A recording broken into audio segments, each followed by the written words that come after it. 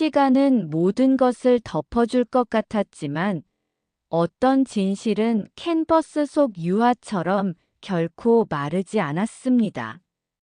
40년이라는 세월이 흘렀지만 제 젊은 날의 사랑과 죄는 물감, 냄새와 함께 여전히 제 삶을 떠돌고 있었습니다. 오늘 저는 한 점의 그림으로 인해 송두리째 흔들렸던 제 인생의 가장 위험했던 순간을 고백하려 합니다. 인사동의 좁은 골목길. 제 가게는 시간의 먼지가 내려앉은 낡은 골동품들로 가득했습니다. 제 이름은 민서희. 사람들은 저를 눈썰미 좋은 감정 전문가, 깐깐한 골동품 가게 주인으로 알고 있었습니다.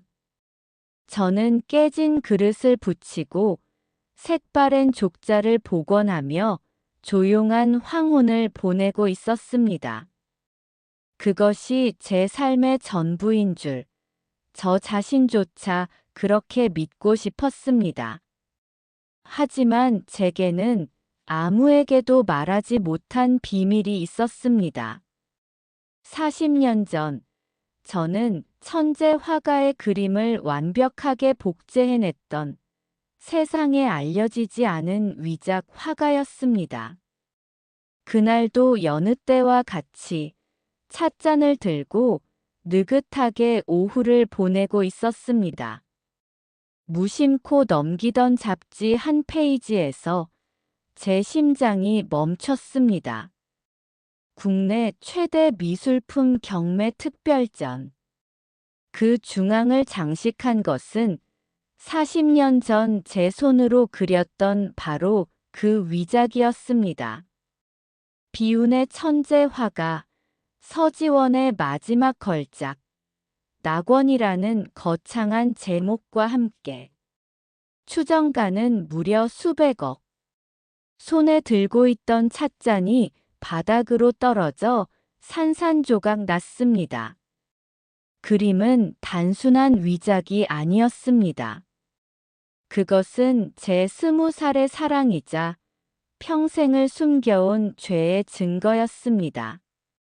며칠 뒤 가게에 낡은 풍경 소리가 울리며 한 남자가 들어왔습니다. 40년 만에 마주한 첫사랑, 최강욱이었습니다.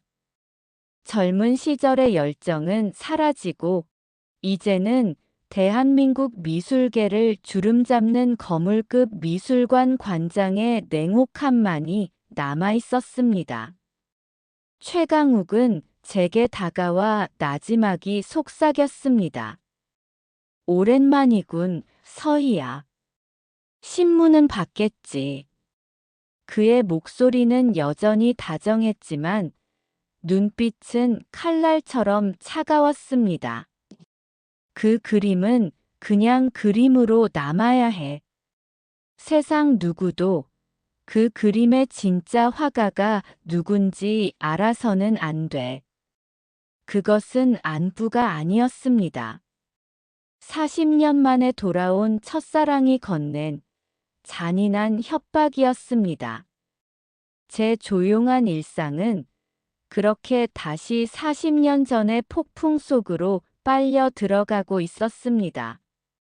최강욱이 다녀간 후 며칠 동안 가게 문을 닫았습니다. 하지만 세상은 저를 가만두지 않았습니다. 이번에는 미술품 전문 기자라며 자신을 소개한 젊은 남자가 찾아왔습니다. 이름은 이선우. 그는 싹싹한 미소와 달리 예리한 눈빛을 하고 있었습니다. 민서희 선생님, 대단한 발견입니다. 서지원 화가의 미공개작이라니요. 전문가로서 이번 작품 어떻게 보십니까? 이선우는 위작 스캔들에 대한 취재를 핑계로 제 가게를 찾아왔습니다. 저는 애써 태연한 척, 그림에 대한 원론적인 이야기만 늘어놓았습니다. 하지만 제 손끝이 미세하게 떨리는 것을 이선우의 눈은 놓치지 않았습니다.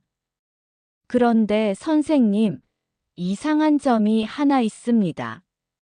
서지원 화가가 활동하던 시기에는 사용되지 않았던 안료가 그림에서 아주 미세하게 검출되었다는 분석이 있더군요. 그의 날카로운 질문에 심장이 내려앉았습니다. 이선우는 단순한 기자가 아니었습니다. 진실의 냄새를 맡은 굶주린 맹수 같았습니다. 그는 제 주변을 맴돌기 시작했습니다. 제가 이 거대한 사기극의 열쇠를 쥐고 있다는 것을 본능적으로 직감한 것이었습니다. 이선우는 집요했습니다. 그는 취재를 핑계로 매일같이 제 가게를 찾아왔습니다. 오래된 자료 뭉치를 들고 와 제게 자문을 구했고 함께 저녁을 먹자며 저를 가게 밖으로 이끌어냈습니다. 처음에는 경계했지만 예술에 대한 그의 순수한 열정과 진실을 파고드는 집요함 앞에서 저의 단단했던 벽은 조금씩 허물어지고 있었습니다. 선생님은 그냥 장사꾼이 아니신 것 같습니다. 진짜 예술을 아는 분의 눈을 하고 계세요. 늦은 밤, 가게에 단둘이 남아 막걸리 잔을 기울이던 날이었습니다. 이선우가 저를 보며 말했습니다. 그 순간, 저는 40년 만에 처음으로 누군가에게 제 본 모습을 들킨 것 같은 기분이 들었습니다. 저희는 시간 가는 줄 모르고 예술과 인생에 대한 이야기를 나누었습니다. 죽은 남편과도 하나뿐인 딸과도 나눠보지 못했던 깊은 교감이었습니다. 저는 이선우라는 남자 앞에서 저 자신도 잊고 살았던 예술가 민서희의 모습을 조금씩 되찾고 있었습니다. 그리고 그것은 아주 위험한 일이었습니다. 최강욱의 압박은 점점 더 거세졌습니다. 밤늦게 의문의 전화가 걸려오기도 했고 험상궂은 남자들이 가게 주변을 어슬렁거리기도 했습니다. 두려웠습니다.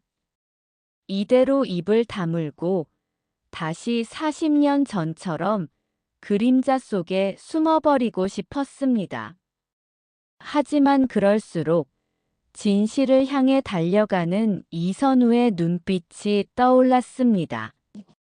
그 눈빛은 제게 수치스럽게 숨겨왔던 과거를 직면하라고 더 이상 비겁하게 살지 말라고 말하는 것 같았습니다.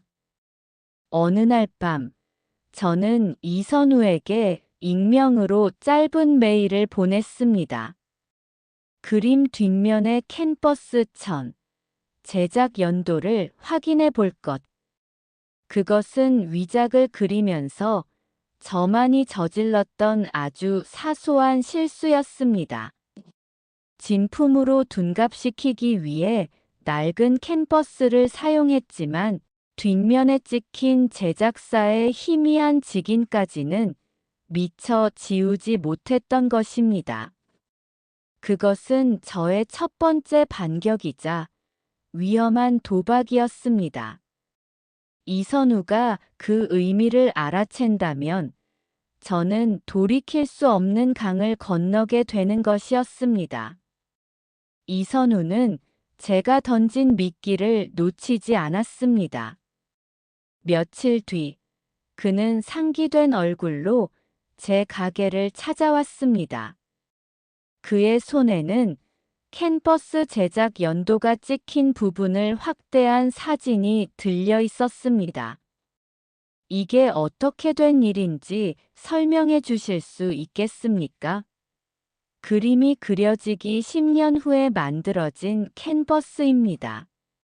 이선우는 저를 다그치지 않았습니다. 그는 의심의 눈초리가 아닌 확신에 찬 눈으로 저를 바라보고 있었습니다. 선생님이시군요. 이 모든 비밀을 알고 있는 단 한 사람. 그의 목소리는 떨리고 있었습니다. 저를 믿어주세요. 제가 선생님을 지켜드리겠습니다. 그러니 제게 진실을 알려주세요. 저는 이선우의 눈을 오랫동안 바라보았습니다. 저 눈빛을 믿어도 될까? 이 젊은 남자의 손을 잡고 40년간 저를 올가매던 과거와 맞서 싸울 수 있을까? 두려웠지만 더 이상 도망치고 싶지도 않았습니다. 저는 마침내 결심했습니다.